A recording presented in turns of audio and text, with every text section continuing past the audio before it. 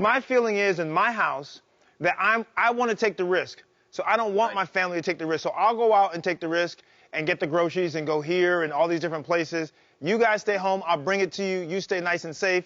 If I get sick, I'll deal with it. I don't want you getting sick. I mean, it really is. I didn't really think about it in the way you just, but it really, that's it. The natural instinct is for me to say, hey, let me go out into the wild and deal with it. You stay home. I mean, it's really an animal instinct like you see on these animal shows, you know. They go out, they stay home. So let's talk about relationships, Dr. Haselton. So we're in a situation where, you know, old relationships are being completely stressed out by this situation because not every woman wants to stay home. She doesn't want to, you know, have to be with the kids and do these things while you go out. She wants to go out too. And then the new relationships where people are now finding love on Zoom. Could this be a problem, the business of the old relationship surviving, and will these new relationships actually survive? With respect to moms taking on extra burdens, we know from prior to the pandemic that women felt very stressed about having dual lives. And now with the kids back home, you know, it is often, the expectation is often that the woman will pick up the slack. So that is definitely something that we see happening.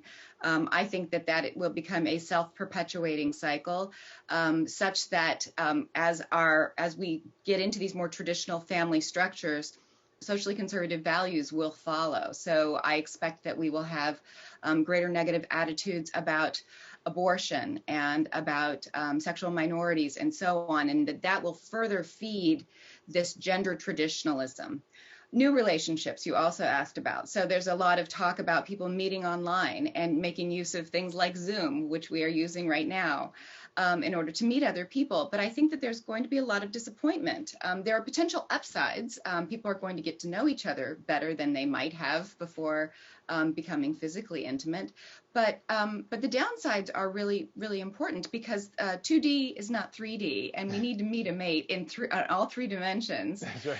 Dr. Haselton, I think you're spot on. Where the rubber meets the road in any relationship is when you're sitting across the table from each other. Yeah. Hormones kick in, the oxytocin sparks when we stare into each other's eyes, and you can't get that over Zoom, right? So when life gets limited and the resources are scarce in our lives, we settle and we rationalize shoving that square peg into that round hole. But when things kind of get back to normal and we have more access to people in real life, I think you're spot on, Dr. Hazel. We're going to see an uptick in some of those COVID Zoom relationship breakups because of the disillusionment. Now, add to that the folks who are already in a relationship heading into coronavirus, and they're thinking about their life too, and it's made people ask that fateful question, is this all there is?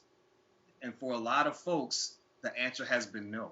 And so for a lot of folks out there, they're just waiting and watching because their mentality is that I've been hearing is, once that door cracks, I'm out of here. So while folks are hunkering down in the basement trying to wait the storm out, as soon as that sky clears, I think people are going to be looking for a better fit.